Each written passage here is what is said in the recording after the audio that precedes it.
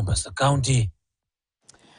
Meanwhile, with the ongoing tension in DRC, Kenya's move and stand is closely being monitored.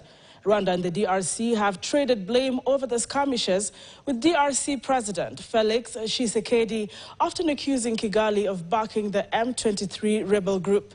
With President William Ruto chairing the EAC summit, Kenya's actions will be closely followed, especially since Kenya presented former Prime Minister Raila Odinga as its candidate for the chairmanship in the African Union Commission.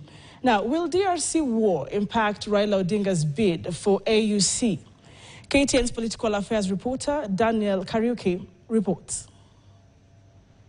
East African community heads were Wednesday evening scheduled to meet over the escalating conflict in the Eastern Democratic Republic of Congo. The meeting, however, remained in a limbo. The virtual meeting was meant to start at 8 p.m. and to be attended by all EAC's heads to discuss the Goma crisis.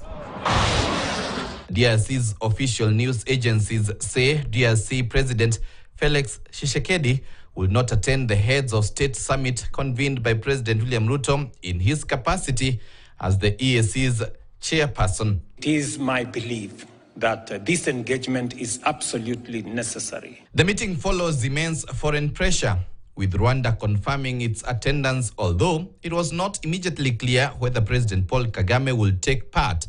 The meeting comes in the wake of attacks on the Kenyan embassy by protesters. Kenya, which hosts EAC mediation efforts through the Nairobi peace process, has been keen to keep its EAC partners together. Tshisekedi and former President Uhuru Kenyatta had enjoyed friendly ties, and the DRC leadership was optimistic that they would find a solution to the M23.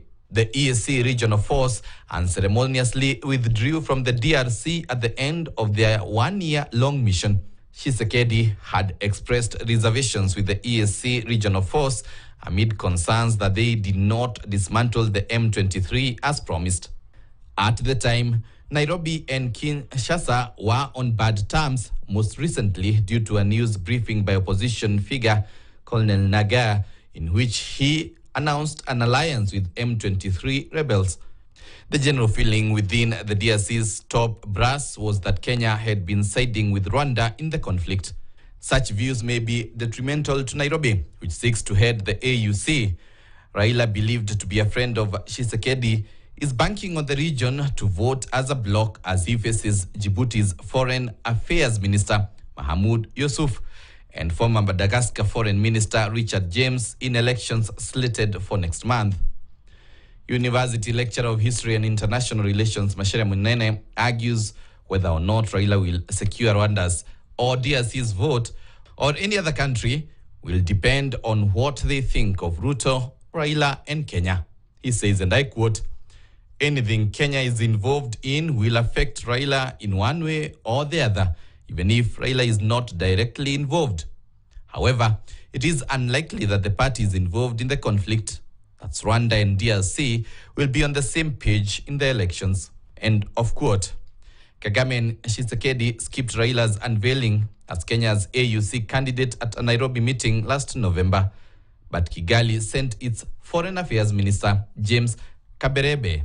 All eyes on Kenya's move in the ongoing conflict. Daniel Kariuki, KTN. Now, that particular story also